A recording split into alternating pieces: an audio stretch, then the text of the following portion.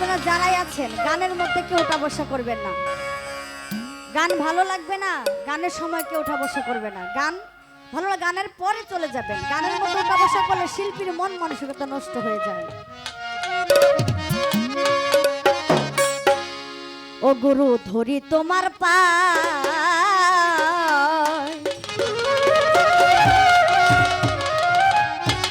ওই আদি অন্ত বেদের কথা ভাইঙ্গা কো আমার।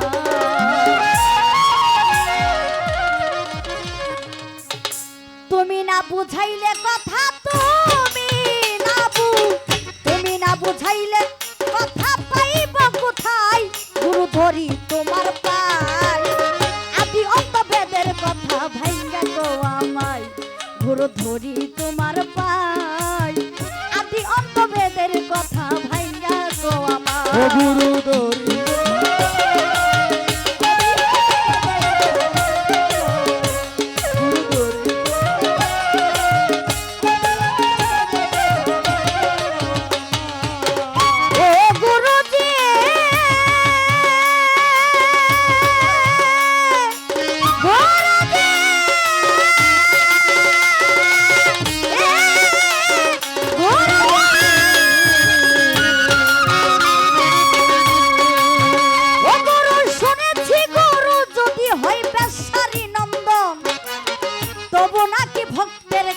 পতিত পাবো, শুনেছি গুরু যদি হয় ব্যবসারী নন্দ,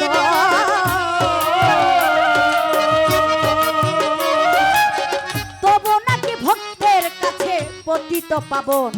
আবার হাদিসের বয়ানে শুনি আহল বায়াত, আমার নবীর বংশের কাছে গিয়া হইতে হই বায়াত। হাদিসের বয়ানে শুনি গুরু আহল বায়াত, নবীর বংশের কাছে গিয়া হইতে হয় বায়াত। গুরু তোমার কোন বংশেতে জন্ম, তোমার কোন বংশেতে জন্ম জানতে মনে চাই। গুরু ধরি তোমার পায়, আদি অন্ত ভেদের কথা ভাইঙ্গা কো। গুরু ধরি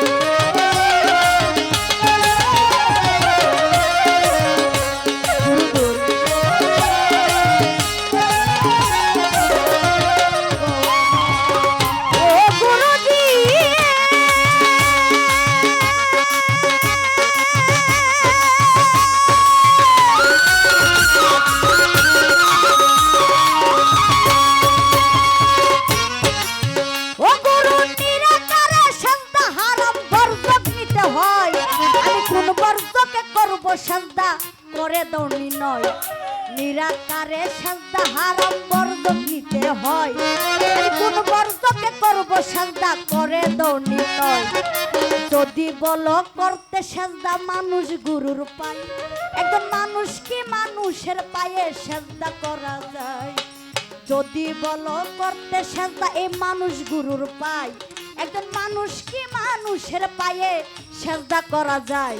ওরে কে কবে করেছে সাজদা, কে কোন দিন কে করেছে সাজদা মুহাম্মাদের পায়? গুরু ধরি তোমার পায়, আদি অন্ত বেদের কথা ভাইঙ্গা কো।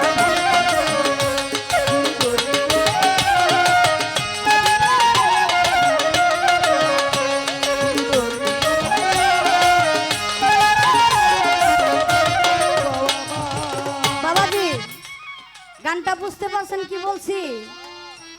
গুরু ধরি তোমার পায়, আদি অন্ত বেদের কথা ভাইঙ্গা কো আমায়। তুমি না বুঝাইলে কথা পাইব কোথায়? গুরু ধরি তোমার পায়। আমার গুরু যদি আমাকে কিছু না শিখায় আমি কি শিখতে পারবো বাবাজি? শিখতে পারবো না। এখানে কবি বলেছে, শুনেছি গুরু যদি হয় ব্যবসারী নন্দন, তবু নাকি একজন ভক্তের কাছে পতিত পাবো।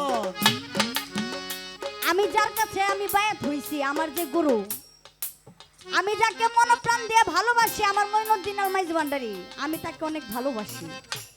আমি আজকে মনে করব যে আমার গুরু আমার মঈন বাবা আমার সামনে বসে আছে, কি সে যাতে আজকে আমার গুরু। কিন্তু এখানে বিষয় হচ্ছে, আমার গুরু যদি খারাপ হয়, আমার গুরু যদি বেশানন্দ হয়, সে কিন্তু আমার গুরু। আমার গুরু যদি কালো হয়, সে কিন্তু আমার গুরু গুরু। এখানে বলেছে শুনেছি গুরু যদি হইবা সারি নন্দন তবু নাকি ভক্তের কাছে পতিত পাবন। আবার হাদিসের বয়ানে শুনি আহল বায়াত আমার নবীর বংশের কাছে গিয়া হইতে হয় বায়াত। কিন্তু আমার একটু জানবার বিষয় যে গুরু আপনি যে আমার গুরু আপনার বংশের পরিচয়টা কি? আহা আমার নবী বলেছে তোমরা দুনিয়াতে যারা গুরুর কাছে বায়াত হইতে চাও তোমরা সর্বপ্রথম আহল বায়াতের অনুভক্ত হয়ে তোমরা বায়াত হবা। দেখবা আগে সে আমার অনুসরণ কিনা, সে আলীর অনুসরণ কিনা। কিন্তু আপনার কাছে আমার গানের মধ্যে আমার জানবার বিষয় গুরু আপনি যে আমার গুরু আপনার বংশের পরিচয়টা কি? গানের মধ্যে আরেকটা কথা আছে নিরাকারে সাজদা হারাম বর্জক নিতে হয়। আমি কোন বর্জকে করব সাজদা করে দাও নেন নয়। যদি বলো করতে সাজদা মানুষ গুরুর পায়, একজন মানুষ কি মানুষের পায়ে সাজদা করা যায়? বাবাজি আমার আল্লাহ বলেছে তোমরা কেউ আমাকে বাদে তোমরা যার কাছে সাজদা দিবা সেটা হয়ে যাবে শিরিক। কি বাবাজি সেটা শিরিক হয়ে যাবে।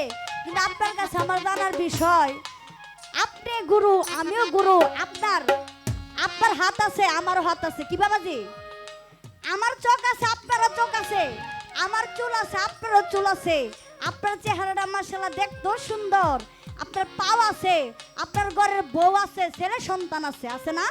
আছে আছে কিনা? কিন্তু আপনি তো দেখতে পুরো মানুষের ডকুই, কিন্তু আমি আপনার পায়ে সাজদা দিব কিভাবে? কি বাবাজি আপনি তো একজন মানুষ, আপনি সবকিছু মানুষের মতন, কিন্তু আপনাকে আমি সাজদা দিব কিভাবে যদি আপনি মানুষ হন? আরেকটা প্রশ্ন যে আপনি বলবেন যে কে কোন দিন সাজদা করেছিল আমার মুহাম্মদের পায়ে? ও গুরুজি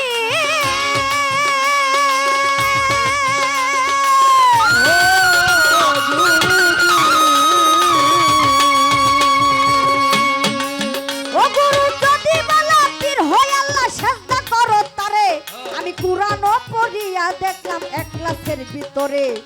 যদি বলো পীর হই আল্লাহ সাজদা করো তারে, আমি কুরআন পড়িয়া দেখছি এক ক্লাসের ভিতরে। নিরাকাল্লার শারীক আল্লাহর জন্ম মৃত্যু নাই, মাতা পিতা স্ত্রী পুত্র আহার নিদ্রা নাই। নিরাকাল্লার শারীক আল্লাহর জন্ম মৃত্যু নাই, ওই মাতা পিতা স্ত্রী পুত্র আহার নিদ্রা নাই। বান সরকার করলো বুঝি সুমা